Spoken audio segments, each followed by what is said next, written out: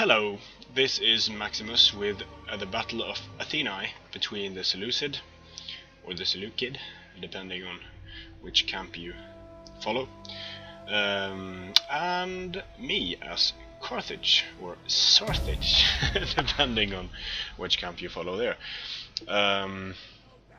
Quite like this map. Several different routes you can take. You can take the high ground, you can go for these hills. Quite a lot of fun things you can do.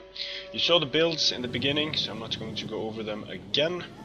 I'm bringing up my late Carthaginian hoplites and scouting. I can see that his force is quite elite heavy with some median cavalry and Hellenic cataphracts, a very strong cavalry contingent, which I'm really not in favor of myself, especially not as Carthage, because you don't have really good cavalry.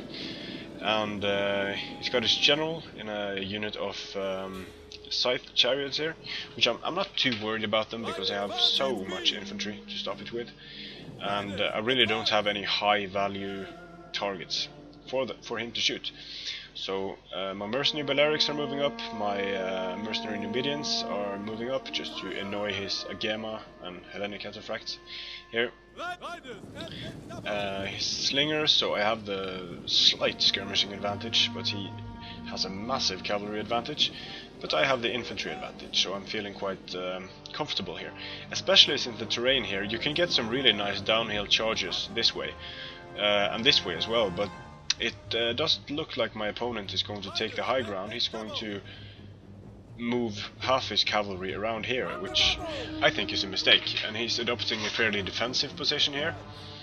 So I was able to get the hill with my big block of infantry, and now my mercenary Balearic slingers are going to town on his normal Seleucid slingers here. And they are dropping fast, but they're not really a huge threat. I am in a forest here, and you can see I'm not really losing any guys, a few guys here.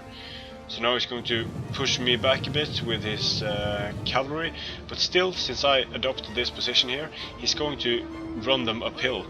And the Hellenic cataphracts are good units, but they do not like to charge uphill. They are already slow, and moving them around like this is going to tire them out really quickly. So over here it's going to manage to move them around my flank, but I am using these late Libyan hoplites, and he didn't give them charge orders, so they are just trotting into these spears here, which was a huge waste of this unit. My mercenary Celtic horse doing their job by dying and stopping the cavalry for just a little while. Mercenary Numidians, Celtic horse doing their job here by stopping a charge, enabling my Libyan hoplites to join the fun, and they will tear up any cavalry unit when it's stationary.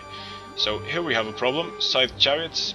I'm just turning my hoplite phalanx on, and what this enables me to do is, as you can see here, his charging units will form up around my Carthaginian hoplites, which normally would be bad, because they are able to attack the flanks of them. But in this case, I have them supported by Libyan infantry, which now can throw their javelins between the ranks. But my Libyan hoplites, they killed some cavalry, but they were massacred by these scythe chariots here. So I'm going to try to shoot at the scythe chariots, and going to try to shoot here with my mercenary Numidian nobles. And over here we have a huge blobfest going, which is of course a prime target for these scythe chariots, which I've already started to rack up some kills. And over here the mercenary Celtic horse are surviving for a surprisingly long amount of time and killing median cavalry. That is because I believe he didn't have attack orders on them. But here is Agema cavalry is getting swamped by units. They aren't able to disengage properly, and this is a high value unit being absolutely destroyed. Now here he is forgetting his Agema cavalry. He could have taken out my mercenary Balearics here, but I'm going to send my Numidian nobles down to shoot at the Median cavalry and stop them from killing my Balearics. let's see what's going on with his. Yeah, his solid chariots wasn't able to be very effective in these blobs. Hard to move them in this terrain, and I was shooting them with Balearics, which kills them quite effectively. And as you can see here, my opponent is losing his skirmishers, he's losing the infantry fight, his cavalry is starting to get tired and wasn't really able to contribute here. I was able to stop it. The Gemma cavalry is almost down to, well, it's dying now. And the cataphracts, I can't see them, but they are here. Yeah, they are already down to half strength. Now I'm sending Libyan infantry up to finish them. These guys are just holding and throwing their spears. So on all sides, the Hellenic cataphracts almost didn't get any kills here.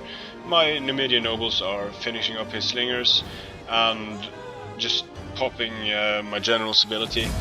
At this point, I guess my opponent just quit because he saw he wasn't able to get much out of his army. Now we had the same number of kills, I had more men, but other than his chariots, he wasn't able to use his units to much effect, and this battle would have ended. You can see his cataphracts, which are very expensive units, didn't really do much. So again, I think this is an example of not being aggressive enough to take the terrain that allows you to use your units to the greatest effect, but also problems that arise from having a lot of units all around you and not being able to micro your own force. I did some mistakes here for sure as well, but when you can take out Balearic slingers and just leaving your cavalry there, that's a huge mistake. Also a huge mistake just trotting along with Hellenic cataphracts and being stopped with a unit that costs like 300 denarii. It's pretty unfortunate for my opponent here.